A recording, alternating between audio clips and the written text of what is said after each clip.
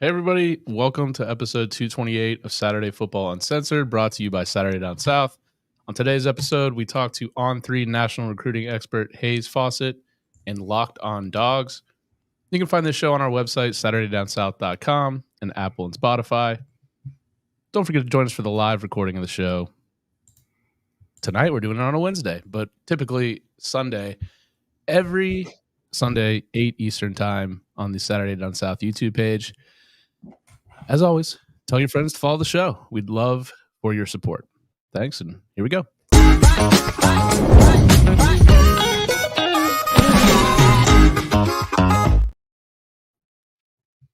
Everybody, welcome back to another episode of Saturday Football Uncensored, brought to you by Saturday Down South and Texas Pete. I'm your host, Tyler Huck, and with me, as always, my co-host, Chris Marler. Chris, what's the topic of du jour today for the podcast? I'm glad you asked, Tyler. I made a banner for it. We already have a lot of people in the comments. Thank you for joining us. I know let's see, my favorite comment already from Willie Gray, noted Georgia fan. Bet it's going to be another Bama fluff show. So here's today's topic: Is the sky fucking falling in Tuscaloosa? I think here's what we're gonna talk about today, Tyler, because obviously more stuff came out today about the dominoes that are falling with Alabama football and everything that has happened since Saban retired. They are in a situation where the portal is open for 30 days.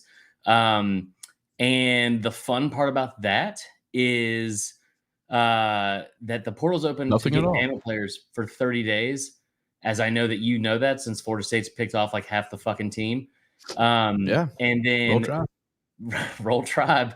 And then Bama is not allowed to pick anybody, because not anybody, but only from teams who have available players who are also in that same situation, which means basically Arizona, Washington, Buffalo, and South Alabama. So what we're going to talk about is all the things that have happened in the what do you call it? In the meantime, Hayes says he's in the studio, but I don't see him. Jason King says hello. But anyway, no. So we'll talk about all those things. We'll have a good talk with Hayes Fawcett. It's just been a day. It's just been every day that I wake up. Now I know what World War II was like in Poland, Tyler. You wake up and there's fucking bombs falling everywhere. And it's awful. It's awful. Yeah, welcome to what most college football fans have been having to go through for the last couple of years. Yeah. I think one of the things too that's been fun to navigate is I don't give a fuck if anyone feels sorry for Alabama. I don't want them to feel sorry for Alabama. I don't think that anyone should feel sorry for Alabama. I think that there's stuff that I want to ask you. Does. What's that? I said nobody does, but yeah, go ahead. It's basically exactly what I just fucking said, but okay, you can have the attitude all you want about it. But I do want to get your perception or your opinion on some of the things that are happening, because I think that there are some glaring issues that we're seeing with the transfer portal that are happening in general, right? And I think it's impacting Bama more than anyone else, but that's just the way the cookie crumbles in this situation, because that's the way the rules are right now. Yeah, it's a weird rule. And obviously there could still be more to come, because let's just say Harbaugh, who has definitely been interviewing with, at least we know, the Chargers and the Falcons, if not others. If he leaves Michigan, Michigan's roster is open season for everybody. And then let's just say, let's follow the rumor mill here, and Brian Kelly leaves for Michigan. Now LSU's roster open for 30 days for the picking. Right. It's crazy. I think Bama's starting to figure out that a lot of folks were here. Oh, look at the super chat here from Love it. Really wish we knew how to cash that out. Because I would love to donate to Bama's NIL right now. So our guest is in the studio now, I see. Yeah. So yeah, this is just the beginning, and I'm sure we'll get some insight from Hayes here. But yeah, what a wild like I don't remember a roster just getting ravaged like this yet in the portal era. But because also Oklahoma when Lincoln Riley left, there's not been a roster this stacked. That's the other thing too, is because it's the most talented roster in college football, according to 247, dude. I looked at this a couple weeks ago, and I remember saying this too. I was like, Georgia fans are having to go through this for the first time because last year they didn't have anybody in the portal because they were going on a national championship run. Bama is in the middle of going to the playoff, and we mentioned this last time, and it was like you don't have a lot of people that are going to leave. The moment that portal opened, it has been a mass exodus. I think somebody said to me earlier, there's 27 people in the portal so far. I mean, it like, I think that I've talked to you, I've talked to our buddy Bud Elliott. It feels like from Florida State fans, there's a different level. Like the people this is like a fucking wet dream for are Georgia fans for one, then Auburn, then Florida State, and then the rest of the country. And again, I don't want anyone to feel sorry for Alabama, nor should they. But it's like I compared it to two things.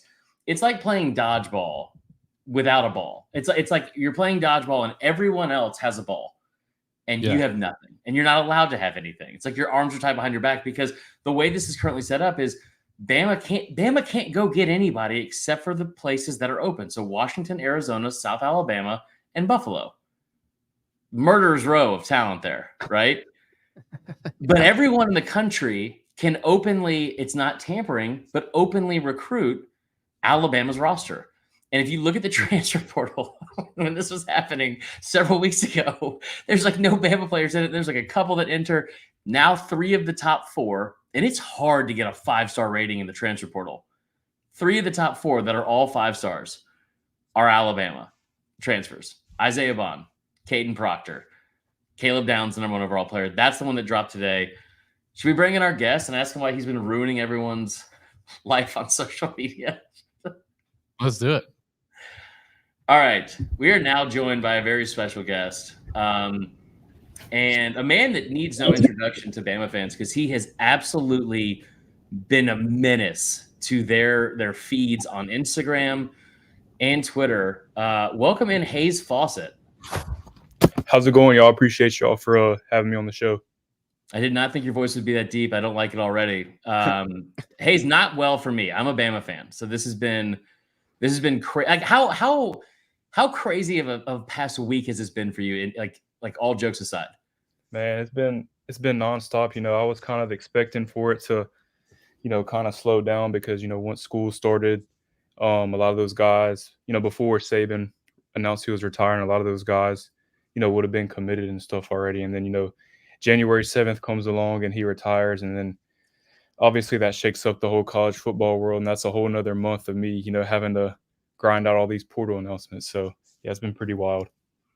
Did you say January 7th is the day he announced? I think it was, or January 10th. Yeah, okay. The 10th, my bad. I didn't know if you were ahead of schedule on that, and I thought we were about to break some news. No, so we'll have to get to some. He dropped an edit for Saban. Say what? He dropped an edit for Saban when he retired. Saban went to Hayes to drop the news. That would have been sick.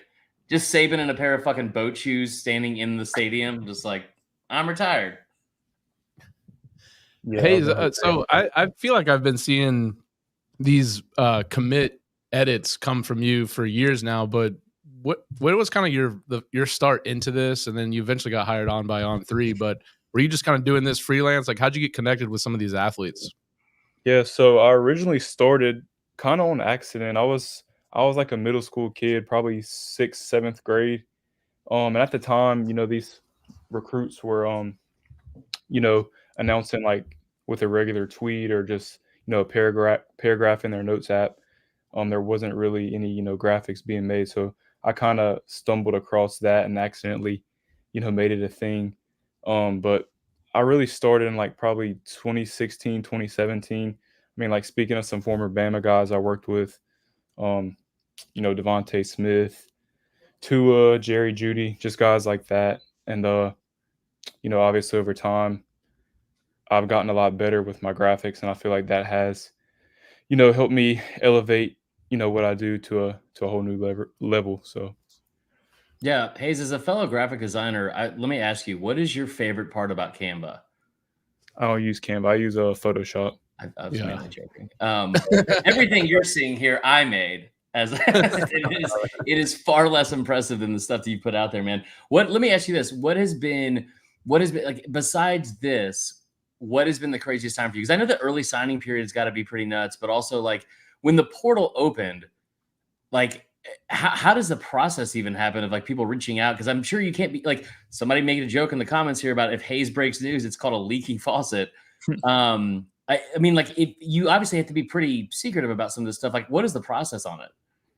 So most of the time, especially with the portal guys, I've already had relationships with a lot of these guys back when they were in high school, and worked with them for years and stuff like that, so they know they can trust me. I have a good relationship with a lot of them. We just talk, stuff like that. But anyway, going back to your original question, like really the whole month of December has been wild because the portal opened, I think it was December the 4th, I believe, and then signing day was December 21st. So as soon as the portal opened, obviously there was a ton of announcements going on then, and like originally I didn't really know how much I would be getting hit up, because I mean last 2 years I got hit up a lot, but it's just kind of one of those things that you can't really prepare for, just kind of something that happens.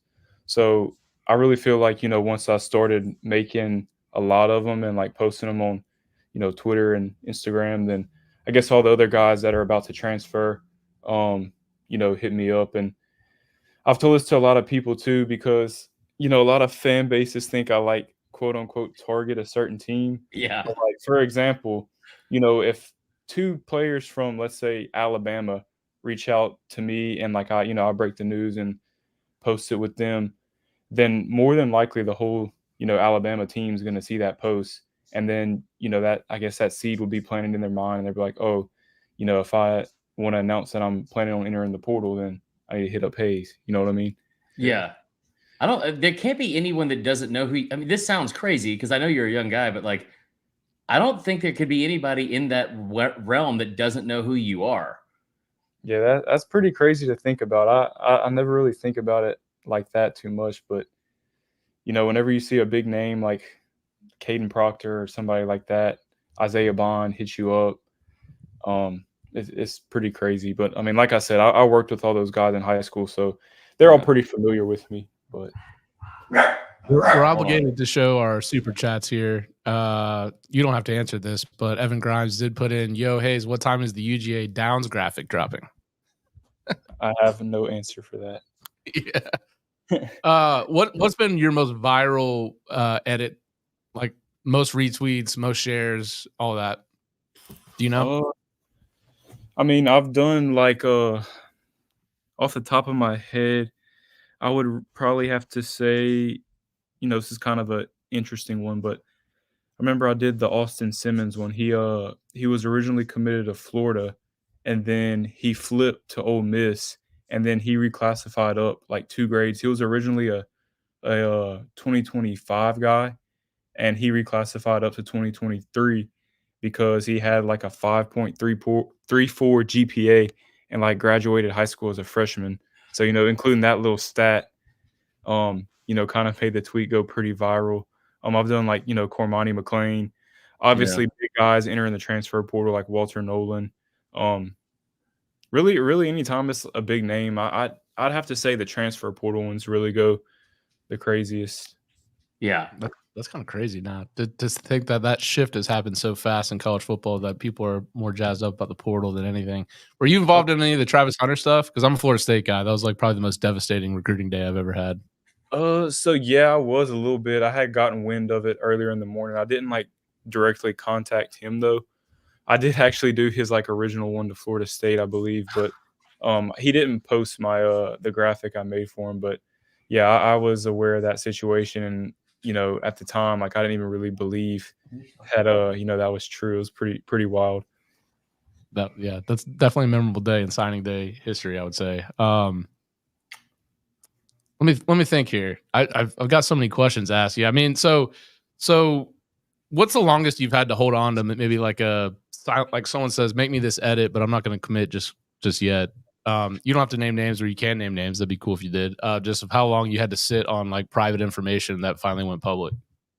I mean, in terms of in terms of like recruiting, people will sometimes like tell me like a month or so in advance, but I usually don't really start on it until like a couple days before because obviously you know how recruiting and transfer portal all that works. Things can change, super quick. But I'm trying to really think of like a specific story of somebody that had to hold off on a. I swear to God, if it's Caleb Downs, I'm gonna freak out. Nah, I didn't. Nah, Caleb wasn't really like that. But nah, like I really can't think. But there's just been a lot of times where I've had to, stop what I'm doing and just immediately go to my computer and whip up something together in like 5 minutes and hurry up and get it out. I mean, there's tons of stories like that. Because I mean, you know how it is with portal. Like this stuff gets leaked really, really fast. So yeah, That's crazy. Yeah. Oh, and again, Hayes, like as like a fellow elite graphic designer, as you can tell, like I get it. I fully get it. I'm kidding when I said. Let's takes you all- 10 minutes. We really do appreciate the time, man. There's a couple of questions people have in here in the comments. I fully know that as a Bama guy that you're not out to get us. It has still been tough. My first question is, because somebody said here in the chat, Chris Gordy says, Hayes sounds like he'd be a hella good freestyle rapper if he wasn't doing graphics. So my question is, if you weren't doing this, like what did you want to do before this? That's a good question. So I actually recently just graduated college. I had a communication degree. So all this kind of, worked out perfectly for me. But if I wasn't really doing the sports media route, I would probably be a high school coach, or I really did kind of think of going along the agent route, but Yeah. that was kind of really the only two things on my mind, before I started doing this. But I always knew I wanted to do something, centered around sports. So That's fair. How about this too? Last question I'll ask, and I'll let Tyler close it out. And I'm not even joking when I say this. How much would it cost me personally, A, if I ever leave this job and get another job, for you to make a graphic for me? And B, would you let me, how much would it cost me to bribe you to say like, hey, somebody from Auburn or somebody from Bama is in the transfer portal, or some smaller school, let me make the graphic in Canva or Microsoft Paint and then send it to you and you post that? Like how much would it cost to bribe you for that? oh my goodness, I don't even know. But if you would ever, if you would ever, leave the job, I'd be happy to make you a graphic for free. I wouldn't charge you. I'm holding you to that, Hayes. I'm holding you to that. Tyler, you have any more questions for him, man? You obviously don't name any names, but are there any big names you think are going to hit the portal that you've kind of caught wind of over the next couple weeks? Off the top of my head, I wouldn't say, any like big names as of right now. Obviously, like I said, stuff changes pretty quick, but on what I have right now, I don't think so. All right, man. Well, we appreciate you going this, man. Best of luck with everything. Find some downtime if you can, but yeah, I would tell everyone where they can find your stuff, because it's all over the internet, and we appreciate it. We'll have to do it again sometime in the future. For sure. Yeah. If you want to find my stuff, make sure to follow me on Instagram and Twitter at Hayes Fawcett 3 on both platforms. And again, I appreciate y'all having me on the show, and thank y'all again. Sounds good, brother. Yeah. See you, man. What an incredible story for that kid. That's wild, man. So he was in middle school when he started doing that? I just like at 37, I'm just like, fuck. He did not flinch at the joke about my canvas. He's like, I don't use that trash. Yeah. I don't think Canva's that bad, but it's what every single graphic designer says. All right, let's get back to the conversation and the topic at hand here, Tyler. We also have another guest coming on in like 10 to 15 minutes, but I want to get all the other stuff out first. And also, if you have any questions, make sure you throw them in the super chat or in the chat in general. We'll get to those as well. All right, from where this day started, Caleb Downs, or how do you want to go about this since Monday, Tyler? Because the last episode was Sunday. Yeah, I mean, look, it's been kind of a free for all of kids jumping in the portal from Bama. I mean, and as you said, when you're coming from the either first or second, like most elite roster in the country, you're going to be having backups that were high 4-star, 5-star type players. You're going to be having now starters that were number one players at their position, like Caden Proctor, Caleb Downs. You're starting to realize that, I think the Saban draw was what everyone was at Bama for. And DeBoer's got a big challenge in front of him. I don't know that we knew that this type of movement was going to happen after Saban left. I hate your fucking smile right now as you say it. It's so obnoxious. So here's two things that I will admit now that this happened that I think I've been wrong about, and probably wrong because of Bama, and me being biased towards them. But the idea that NIL wasn't what took Saban out of like the main reason why he left, I think that was wrong. I think that looking at it now, it seems like this was a big part of it, that he was, and Feinbaum telling that story about how he basically was like, you know what? Like, I'm not going to pay this much money to a fucking 5-star receiver, whoever it was. He didn't mention it. That just when he hasn't produced it all. And I don't think he's necessarily wrong about that, but this is the day and age of football that we're going to live in. The other thing I think I've been wrong about, and this is the one that sucks the most, because I have been very wrong about this, and it's purely based off my own bias towards Alabama. Okay, and I'm going to admit it. The idea that Nick Saban was not the brand and that Bama was the brand is painful to hear, but it's so fucking accurate. It's so accurate. Like, the stuff that we've been told, and I've talked to a couple of people that are like, the Florida State stuff, especially. I don't know if I'm allowed to name names, but like that are close with what's going on over there, and also have big podcasts and like are big names in the industry. What they said to me was, it's been shocking to see how much of a value. It's been shocking to see how much of like a discount that people got that Saban got in this day and age for people to go to Bama, right? Like they were going to go. Right. They didn't have to pay as much because they had Saban as the selling point. The other thing that he said has been really shocking is the price that they're getting these kids for is a lot lower than they thought it would be, which tells you two things. One, they're willing to leave for a lot of reasons out like that aren't just money. And also that NIL collective that you brought up on the last episode, that was the first time I've even heard about it, but it seems it's very true. It's not, those pockets are not as deep as people, I think, thought with Bama. They have a real issue potentially on their hands with that NIL collective. Yeah, well, they're just probably a little bit behind the game on where they need to be. I have no doubt that Bama fans will come out in full support of funding an NIL collective, but they're starting from essentially a much lower spot than, let's say, a Florida State would have to, because that was the way we had to get in the business. We didn't have a Saban at our school. We had a guy coming in from Memphis. He had to prove himself on the field, and so NIL was going to be the difference maker. And so, yeah, man, it's been kind of crazy to watch. Bama's not going to be the only team. Like I said, if Harbaugh leaves Michigan, you're going to see the same thing happen there.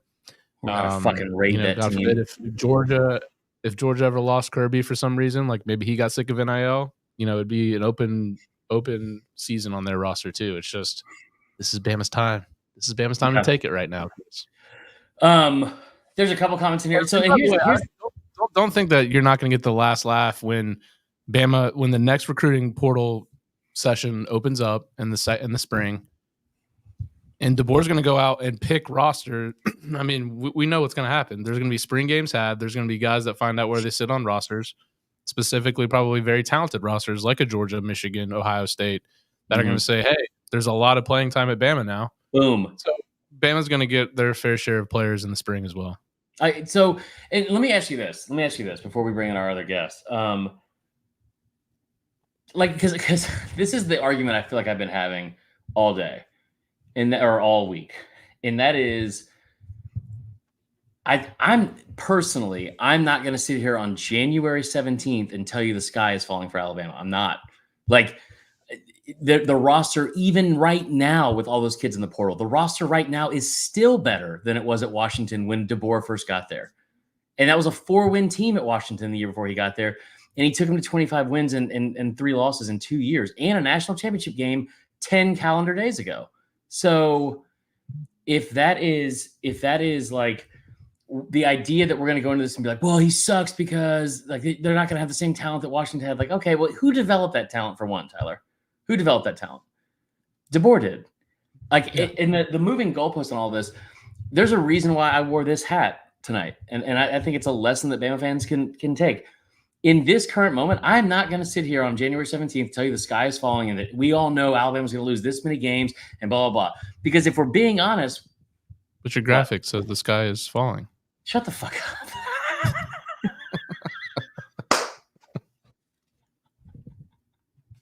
It's for the show. That was good. My face is very red. I'm not going to personally sit here and tell you that I know that Kalen DeBoer is going to fail, or they're only going to win this many games, or this is going to happen, this is going to happen. I do think a large part of what is happening from the outside fan bases, Evan Grimes, love you to death, but your fan base especially, is this want for the dynasty to have been over for so long. It's now becoming more and more realistic. And I think that people are going to convince themselves, no matter what, this is exactly what's going to happen. Well, listen, hate to say it, if you're a Georgia fan, you've been saying that for fucking 15 years.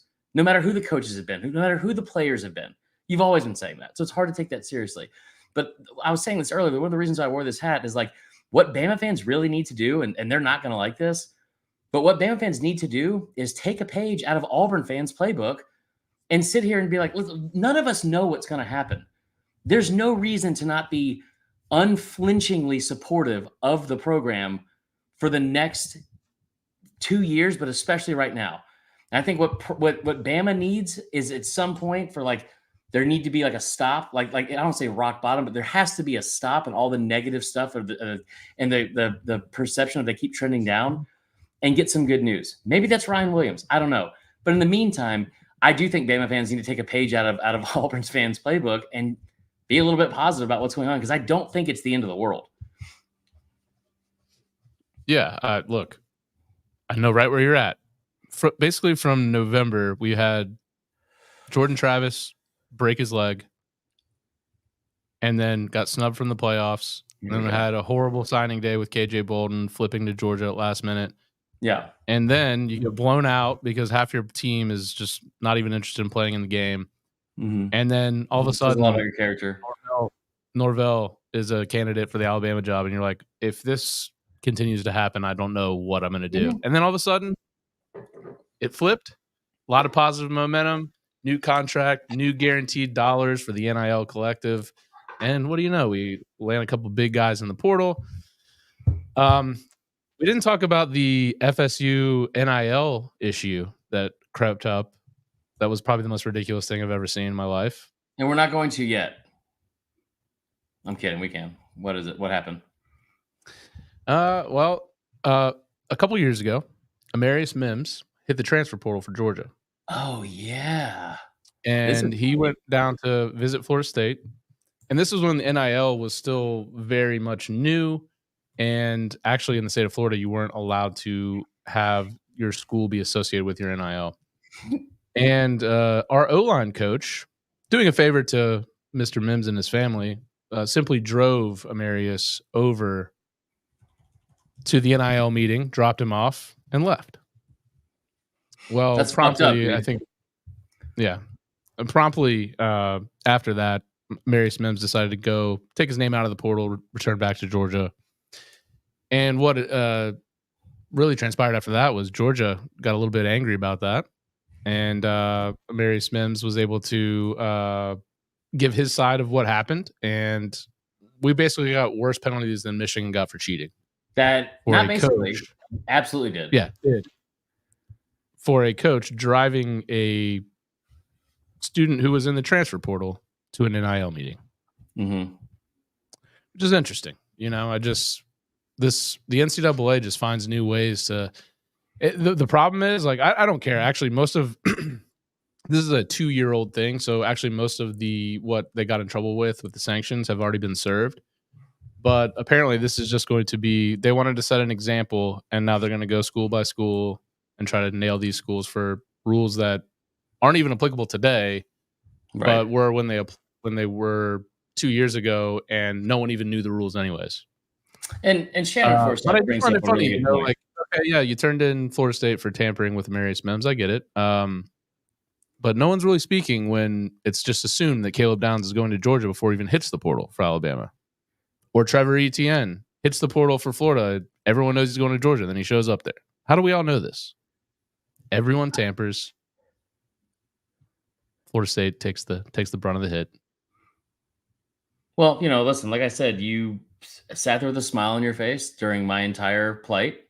So I can't feel sorry for you. And you also got over 5 players from Alabama on your team now. So sorry that you guys broke the rules as a program that has refused to do that and done it the right way for the last 17 years. I personally am not able to get through this sentence by taking it seriously. No, the NCAA always fucking sucks. I'll tell you who else sucks, and that is our next guest, Clint Shamblin. I was hoping that we're adding Clint in here. I was hoping it would be him and his distinguished co-host Daniel, it's hard to figure out when 2 people run an account who is who for each post. It is not the Locked On Georgia account at all for me. Clint, how are you, man? You know what? I personally am doing very well. The sky is not falling. It's up there. It's being hoisted up on the shoulders of Kirby Smart and held up by 5 stars befalling into Athens as we speak. So yeah, we're doing. Who did you guys get as a 5-star? Well, not high school recruits. I'm talking transfer portal. It's weird. When the portal opens, it's very dark in there. I don't want to go in. I'm going to wait for people to come out of it before I step into it. So I'm going to wait on that. But yeah. Yeah. Well, listen, I jokingly said I wanted to bring you on so I can argue with you face to face instead of just on like getting an outsider's perspective of this. I joke. Actually, it wasn't a joke. It wasn't a joke at all. This has been a Georgia fan's wet dream. Explain to me what it's been like over the last, I don't know, week and a half or week in Athens and like what the realistic expectations of where you go from here and what you're hearing around the program. Yeah, let me start by saying I think a lot of Alabama and other fans will look at Georgia fans and think that we believe Nick Saban isn't the greatest coach of all time. Let me just cut it. He is the greatest coach to ever coach football. Right. There it is. So let me get there. So when the greatest coach to ever coach football is no longer in your conference, somebody who you're going to have to face, and on top of that, just national stage in your sport, it's a great day. Now you could say, oh, you can't beat them, so you have to celebrate when they go down. Yeah. Yes, he's the greatest of all time. Like when Brady retired, people were finally like, "Oh, geez, okay, now we can start going." That doesn't mean that somebody else might not. Saban comes back. Yeah. Ooh. Well, he's still got that office up there. Like he's still got a key. He's still got the office. He ain't leaving nowhere.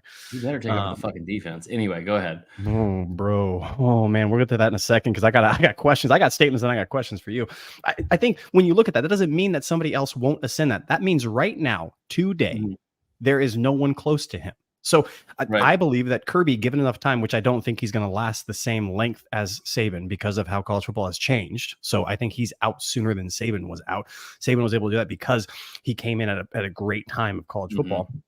So yes, it's fantastic for Georgia because the next best head coach is who? Like there's not an upper crust of coaching like there was with Saban. I think that distance between Kirby and everybody else is only going to intensify going forward. And so that's why it is absolutely a dream for Georgia fans. Honestly, because when Saban, even when he came to Bama, Urban Meyer was the best coach in college football. You could, and then in year 1, Rick, obviously all the success that Georgia had. I mean, going into year 2, Georgia was ranked number 1 in the country. Florida's coming off a year where they were down, but they had a Heisman Trophy winner and was going to on their way to a national championship that year. I think Ole Miss was like a preseason top 10 team with Jevin Sneed, all that crazy stuff. That's right.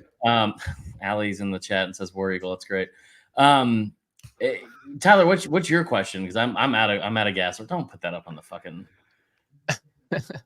William, by the way, what up? 199. I see you. Seth is part of the 199. Love that. I love inside jokes. Hope to be a part of one someday. Yeah, I just found it kind of crazy going back to kind of Kirby not being able to last as long as Saban. I mean, we're there's a potential to lose another great coach in college. I mean, maybe a cheater of some sorts, but Harbaugh could be on his way out as well. Do you think this is going to be a trend where you see these guys, especially the ones that are so hardcore into recruiting, like a Kirby or think about like a Crystal Ball or something? Like, how could you possibly, man? Because you have to do that every single day for not only teams, players that aren't on your roster, but players aren't on your roster that are in high school or in other colleges on your own roster. I mean, what could be a successful run for Kirby in terms of amount of years at Georgia? Do you think realistically? Yeah, this NIL and transfer portal and scheduling, I mean, we're seeing it played out, all joking aside, like with Nick Saban's retirement and now Alabama not having enough waivers to get from SEC schools players to come in. Like, that has to be sorted out. Not because I am against players getting what they need. Like, I'm so thrilled for NIL. I'm so thrilled for these cats being able to do what they need to do. It's a wear and tear on just the institution of college football. Yeah. So without that, with the Wild West approach of who knows the schedule and doing all this and early signing, late signing, these coaches and these schools are on the hook 24/7. Like, that's just unmanageable to do. So, which is really big, I swear I'm not doing this to rub salt on it, but when we get Robinson coming on over to Georgia, like, I look at that and say, this is allowing Kirby not to take his foot off the gas pedal of recruiting, because he's still going to be doing it. Like, he's still out there. It adds another person onto the staff that has the energy, because you just can't go 95 down the highway at all times. You have to pull back to 75, 65. And that's where these NIL regulations, for lack of a better term, or just structure, needs to come in, because without it, Kirby's 8 more years and then done. And every coach after that is going to pull a Harbaugh, where you pop your toes in really quick, do your thing, screw everybody, and then leave for the NFL. Glenn, I think it's a really good point, for one. And I love the fact that you brought up a speeding reference as a Georgia fan. That's a really, really good point as well. That's been the best part of my last week. I'll say that. So somebody said this in the chat. Gordy said this in the chat. And I think, well, let me address this one first. Kurt Arsenault says, tough making $10 million a year and having pressure, poor Kirby. This is the one thing I've said over and over and over again that I hate about what we're doing to the sport is no one's going to feel sorry for millionaires ever. No one's going to feel sorry for these coaches for making all that money. But here's the thing, man, like, they don't get any downtime. I remember a story from Chuck Smith when we used to do a show together, and this is like 2010 or something like that, where like at some point where he was on the staff as like a defensive line coach. And Chuck Smith is played for the Falcons forever. He is like the guy that pass rushers go to in the offseason to get coached up at any level. And I remember him saying that he took a vacation to the Bahamas for like a weekend with his wife for their 20th anniversary or something like that, right? And then when that happened, one of the players he was supposed to be recruiting, and it was like a big name at the time, I can't remember who it was, but it was a big name in that cycle. He announced that he was going to all of a sudden move up his commitment date till a week from that day. So they were like, where the fuck are you? And flipped out. He's like, I'm on my like regulated vacation that you guys said I could have. And like, you got to come back. You need to go to this kid's house right away. And it's like, man, it's not about not wanting to pay the kids any money. It has nothing to do with that. I saw something earlier about how Saban only left as soon as other people are allowed to start paying people. It's also 72 years old. And there's also something to be said for like, it doesn't stop at any point of the year. That's exactly right. Like, I don't think people fully grasp, like, for instance, the Robinson, like, there was an opportunistic grab by Georgia. Okay. Mm-hmm. Coaching change happens. A top recruiter, defensive minded guy, Kirby smells blood in the water because something took place and he had to be there at a moment's notice to contact, connect, and interview and offer all within the span of 24 hours. Right. That is insane. Think about your job. Now, you can say, well, I have 11 million. All is fine. I'm here to tell you, you don't know millionaires and you don't know people with that kind of money, because I guarantee you talk to people who would say, if I was to make $1 million a year, but I had some time to just tune out to everything and I don't have to grind for 18 hours. I know they would say that. Coaches would say, yes, give me that if we can do. You have to pay them $11 million because these guys are like ER doctors on call 24/7. That's not a way to live. And so if we want to see not so much institutional fluctuation in college football, if we actually like stability, and guess what? It's good for players. It's good it's good for everybody to have stability. Then we need to rein in some of this ludicrous expectation we have on them. Agreed. So as far as Georgia next year, let's make some assumptions here. Let's say they get Caleb Downs. Hmm. What do you think that defense is going to look like? What do you think? I don't think he's going to Georgia. I think he's going to Ohio State. I don't think he's going. Didn't someone in the chat said he just got a crystal ball to Georgia? He did. So he did on Two of them. 24/7 right now. It's Georgia. I think the best decision for him is to go to Georgia. I don't mean to cut you off, Clint, but I'm going to anyway because I don't like you right now in this exact moment. Also, side note, Tyler, the way I tried to bring him onto the show today was I sent a number to him, apparently, or a text to his old number that said, "Hey, bitch." And then it's not his number anymore. So then I had to follow it up and be like, "I'm so sorry, this is for a different person." And now I just had to block that number. So Yeah. I don't think that his dad does not like Kirby Smart at all. Does not.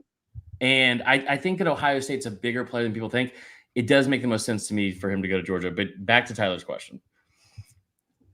Yeah, if Caleb Downs, yeah, go ahead.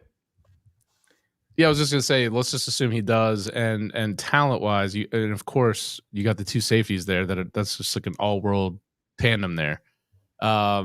What kind of, I mean, what does Georgia's schedule look like next year, and how does their roster compare to maybe like that 21, 22, 23 run here that we just saw coming into next year and beyond? Yeah, you know, it's really wild. If Caleb Downs does come to Georgia, I will be on every sports book that will give me odds for national championship title. Like it is at that point. Malachi Starks and Caleb Downs will be the best safety tandem ever to hit college football if it comes to pass. And KJ Bolden behind him and Aguero who's behind them. They have star positions. Again, I just can't stand when people say Georgia runs a 3-4 defense. They just have no concept of what college football is when they say that.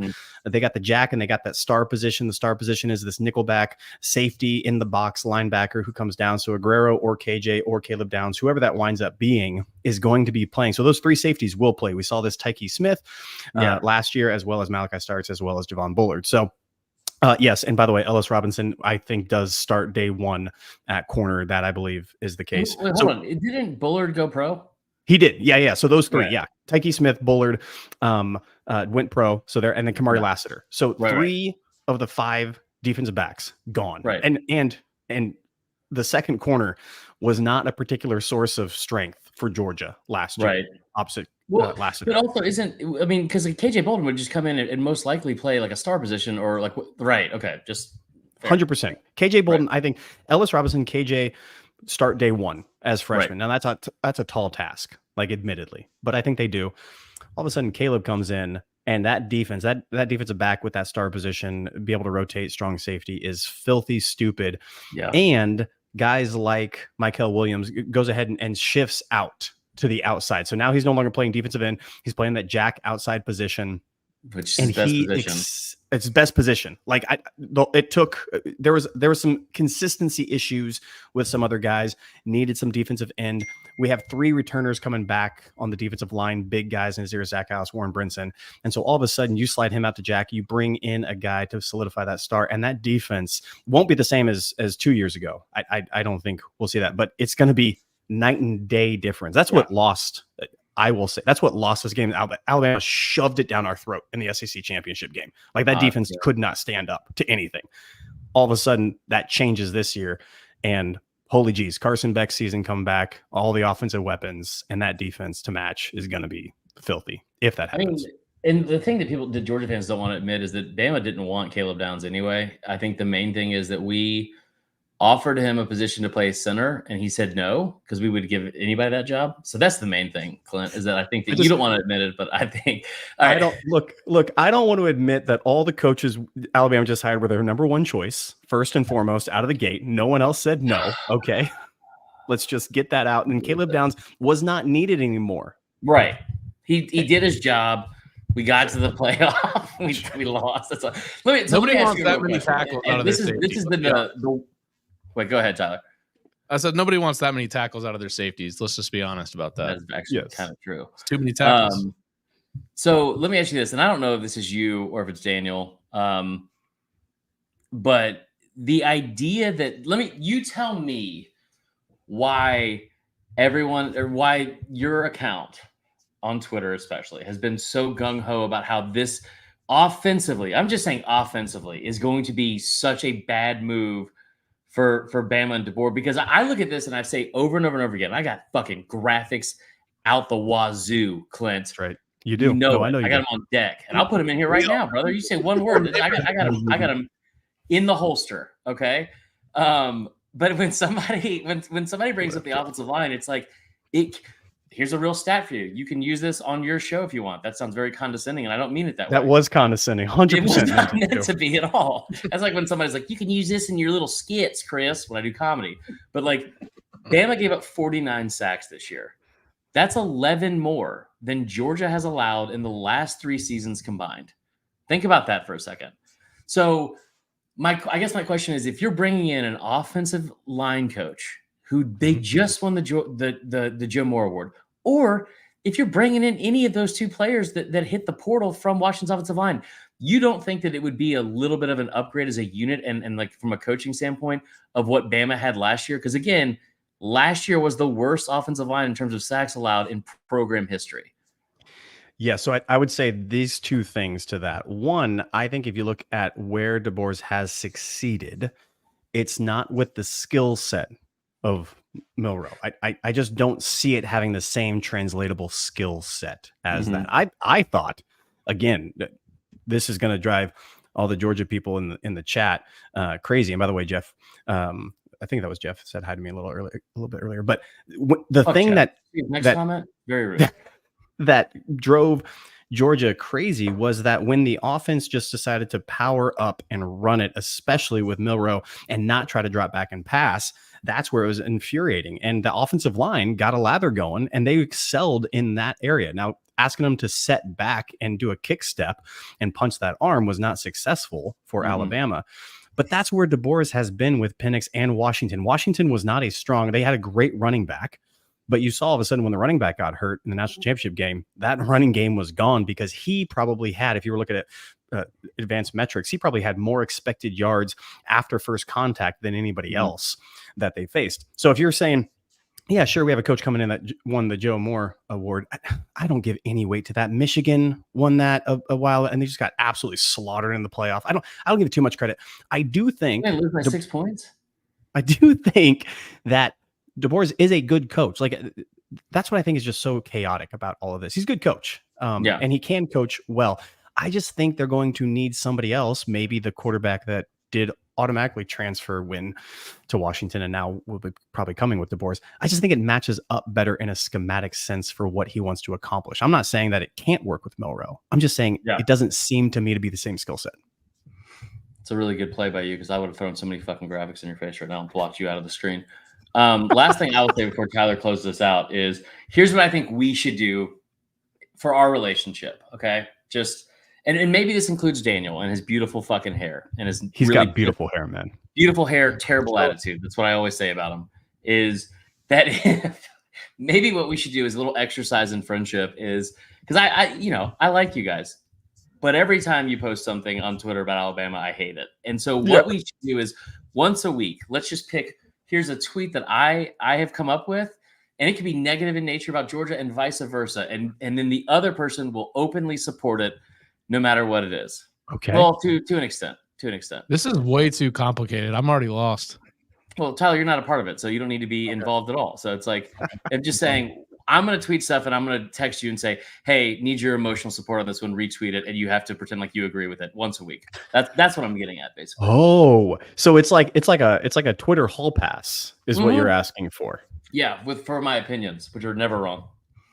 No, there's not been one time I've looked at your opinions on Twitter and thought, man, that guy's emotionally compromised right now with Bama. Not one time have I ever thought that. You know, the best comment that's been made about this at all, emotionally compromised, is good. I'm out walking Pepper today, and I'm talking to Allie, and I go, listen, you just need to be fucking my emotional support animal right now over the next couple of days, because this is going to be real difficult. Just give me till Sunday. And she's like, can we just like openly address something? This whole idea that you have that you're like some logical voice of reason on Twitter. She's like, that's not real, right? And I was like, you know what? Fuck off. She's like, that's a great start, Chris. That's a great start.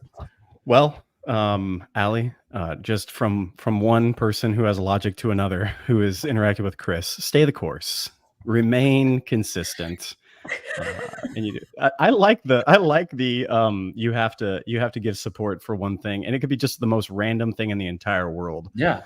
That'd be wild. I'm getting the Top Chef. It might be about that. Tyler, what other questions do you have for this dick bag? Early predictions on the Georgia visit to Alabama this fall.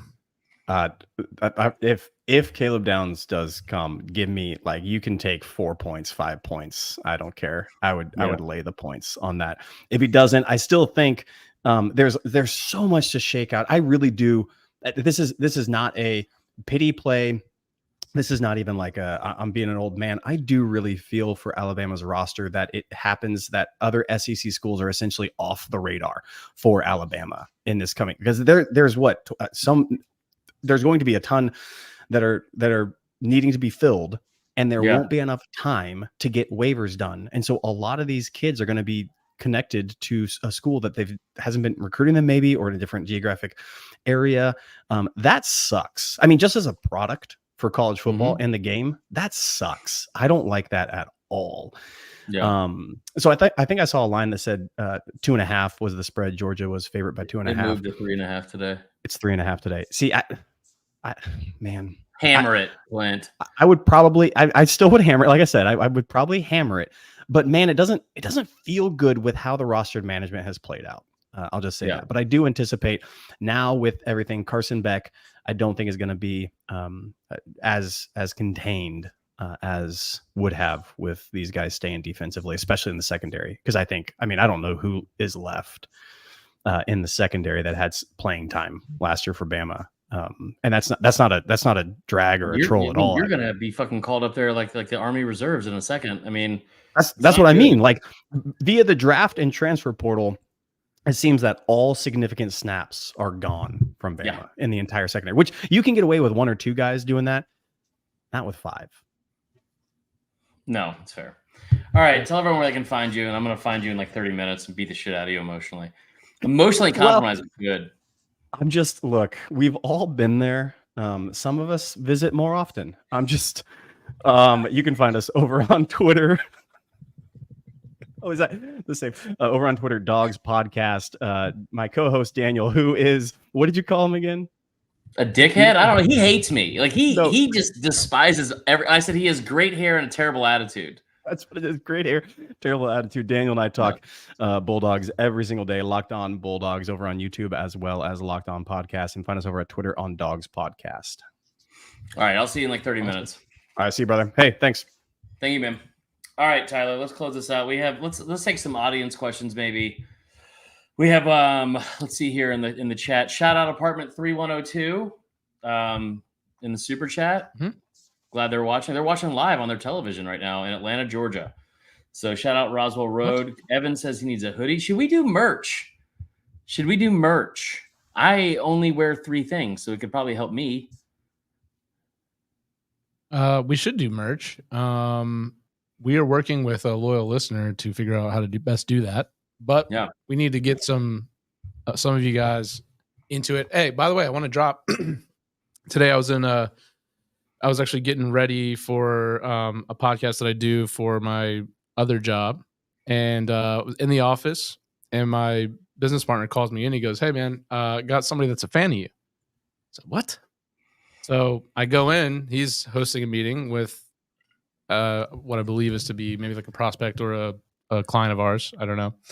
And he said, "I listened to your show," and he held up his phone and he was like, "Yeah, I listen to you guys every episode." So big Georgia fan, him and his wife. So shout out Blake. His name is Blake Bowers. I mean, for real. So shout out Blake Bowers for listening to the pod and coming into the office today. It was nice to meet you, and keep sharing it with your friends. Yeah, that's fair. All right. What else? I mean, is there anything else we need to talk about here, Tyler? This has been a fun show. It's been I think everything like if Downs goes to Georgia, I will be upset. I saw Caden Proctor as an update while we were doing the show, has been crystal balled to Iowa. Love that idea too in the chat. How do we relive the good old days? And let's rewatch a bowl game or something. David Elkin. So we will have a lot of off-season content that I think will be a lot of fun. Hold on, these texts that are coming in are outrageous. We'll have a lot of content in the off season as always. I am going to do, or we're going to do more stuff about games from the past. I think it'll be a lot of fun. So yeah, man, I'm excited for the off season. Jeff Rollins says, "Am I going to hit the portal too?" Stay tuned, guys. Stay tuned. Maybe both of us will. Maybe we'll go to Georgia just like everybody else. Yeah, maybe we'll go to Baton Rouge. We'll see. But that being said, what's that? We should do a hat ceremony. We should do a hat. And listen, if I ever change jobs or we change platforms or whatever, we are getting Hayes Fawcett. He already said it was gonna be free. And now we got the super chat money, bro. We're talking about fucking $27.99. Dude, super chat money is gonna pay for our Hayes Fawcett edits, and this is gonna be fire, dude. I think we're gonna get more retweets than Walter Nolan did. I don't know if that's true. I will say that we do love the support, guys. We appreciate all of it. The merch thing went over a lot better than I thought it would. There was one concerned citizen who has been the most negative person in this chat for the last couple of weeks, Willie Gray.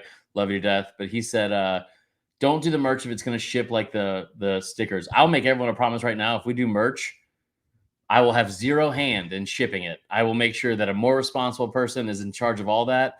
But we do love the feedback on it. You guys have been great. This has been a really fun episode. Yeah, thanks for tuning in, everybody. As usual, if you wouldn't mind sharing the pod with your friends, that'll be awesome. 5 stars on Apple and Spotify. And yeah, we will still be doing 2 a week until through the Super Bowl.